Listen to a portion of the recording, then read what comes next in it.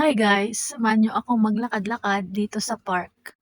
Maaga kaming nagising para pumunta dito sa park para mag-walking at maglaro. Ito yung lugar gusto naming puntahan. Kasi dito tahimik, walang ingay, maaliwalas ang paligid. Yung tipong kalmado lang. Kahit medyo mainit, sige lang ang paglakad. Maganda kasi ang tanawin.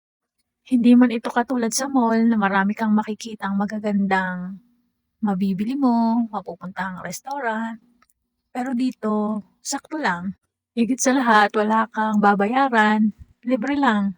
At siguradong mag-e-enjoy ka. Siyempre, kasama ko nga pala ang aking anak dahil gustong-gusto niya ang maglaro lagi dito sa playground. Pinakabanding na rin namin to habang bakasyon at wala pang pasok, kaya susulitin muna namin ang oras na magkasama. Ayusin mo yung baso mo. At dito nga, may siso at saka meron ding swing sa playground. Okay na. At dahil maaga pa, kaya solo pa namin ang playground.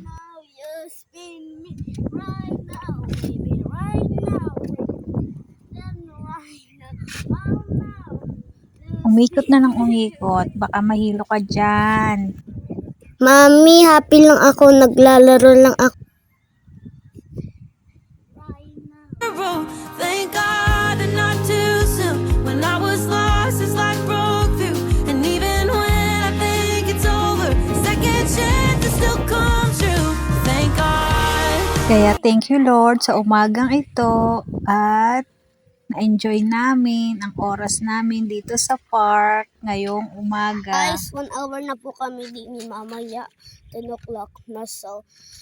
Kasi uuwi kami 10 o'clock kasi tanghali na. Ayun meron ng init.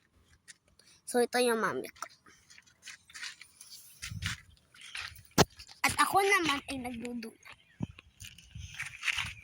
Matapos ang mahigit 1 oras, medyo mainit na. Uuwi na po kami.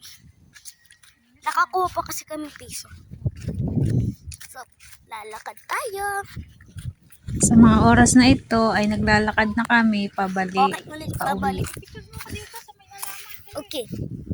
Nakabidyo habang nagbibi. At bago matapos ang walking at paglalaro sa park, may pag-picture-picture muna. Nakalag ba ito? Siyempre, hindi Para sa mawawala yung panunan. konting pose at picture.